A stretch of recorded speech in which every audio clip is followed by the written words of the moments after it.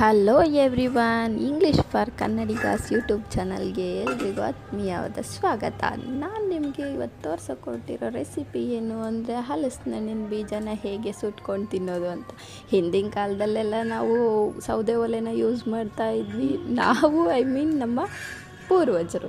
So ಆವಾಗ ಏನು ಮಾಡ್ತಾಯಿದ್ವಿ ಅಂದರೆ ಈ ಹಲಸಿನ ಬೀಜಗಳನ್ನೆಲ್ಲ ತೊಗೊಂಡೋಗ್ಬಿಟ್ಟು ಕೆಂಡದಲ್ಲಿ ಹಾಕಿಬಿಟ್ಟು ಮುಚ್ತಾ ಇದ್ವಿ. ಆಮೇಲೆ 5-10 ನಿಮಿಷ ಬಿಟ್ಟು ತೆಗೆದು ನೋಡಿದರೆ ಎಲ್ಲ ಸುಟ್ಟೋಗಿರ್ತಾಯಿತ್ತು. ಆ ಸಿಪ್ಪೆ ತೆಗೆದುಬಿಟ್ಟು ತಿಂತಾಯಿದ್ವಿ.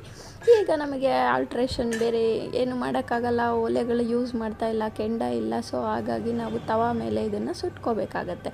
ಸೊ ಇದಕ್ಕೆ ನಾವು ಮಾಡಬೇಕಾಗಿರೋದೇನಪ್ಪ ಅಂದರೆ, ಈಗ ಹಲಸಿನಣ್ಣಿನ ಸೀಸನ್ ಆಗಿರೋದ್ರಿಂದ ಎಲ್ಲರೂ ಹಲಸಿನಣ್ಣನ್ನು ತಿಂತೀರ ಮತ್ತು ಈ ಬೀಜವನ್ನು ವೇಸ್ಟ್ ಮಾಡ್ತೀರಾ.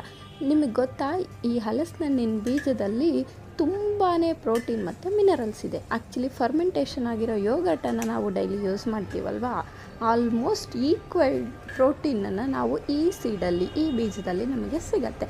ಸೊ ಹಾಗಾಗಿ ನೀವು ಏನು ಮಾಡಿ ಅಂದರೆ, ಈಗ ಹಲಸಿನಣ್ಣನ್ನು ತಿಂದ ಮೇಲೆ ಈ ಬೀಜವನ್ನು ಎಸಿಬೇಡಿ, ಅದನ್ನು ಚೆನ್ನಾಗಿ ನೀರಲ್ಲಿ ಹಾಕ್ಬಿಟ್ಟು ವಾಶ್ ಮಾಡ್ಕೊಳ್ಳಿ. ಆಮೇಲೆ ಇದನ್ನು ಸ್ವಲ್ಪ ಯಾವುದಾದ್ರೂ ಒಂದು ಕಲ್ಲೋ ಇಲ್ಲ ಏನೋ ಒಂದು ಇನ್ಸ್ಟ್ರೂಮೆಂಟ್ ತೊಗೊಂಡು ಜಜ್ಕೊಂಬಿಡಿ. ಯಾಕೆಂದರೆ ನಿಮಗೆ ಸುಟ್ಟಾದಮೇಲೆ ಬಿಡಿಸ್ಕೊಂಡು ತಿನ್ನೋದಕ್ಕೆ ಈಸಿಯಾಗಿರುತ್ತೆ.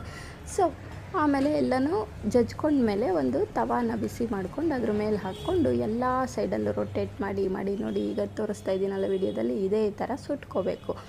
ಆಮೇಲೆ ಎಲ್ಲ ಆಲ್ಮೋಸ್ಟ್ ನಿಮಗೆ ಗೊತ್ತಾಗುತ್ತೆ ಅದು ಆಗಿದೆ ಅಂತ. ಅದು ಏನು ಸ್ಮೆಲ್ ಚೇಂಜ್ ಆಗ್ತಾ ಹೋಗುತ್ತೆ, ಆ ಫ್ಲೇವರ್ ಬರ್ತಾ ಹೋಗುತ್ತೆ. ಸೊ ಇದಕ್ಕೆ ಆಲ್ಮೋಸ್ಟು ಒಂದು 4 to 5 ಮಿನಿಟ್ಸಲ್ಲಿ ಇದು ಆಗೋಗ್ಬಿಡುತ್ತೆ. ಸೊ ಆಮೇಲೆ ಸ್ಟವ್ನ ಆಫ್ ಮಾಡ್ಕೊಳ್ಳಿ. ತಣ್ಣಗಾದ್ಮೇಲೆ ಆ ಸಿಪ್ಪೆ ಬಿಡಿಸ್ಕೊಂಡ್ಬಿಟ್ಟು ತಿನ್ನಿ.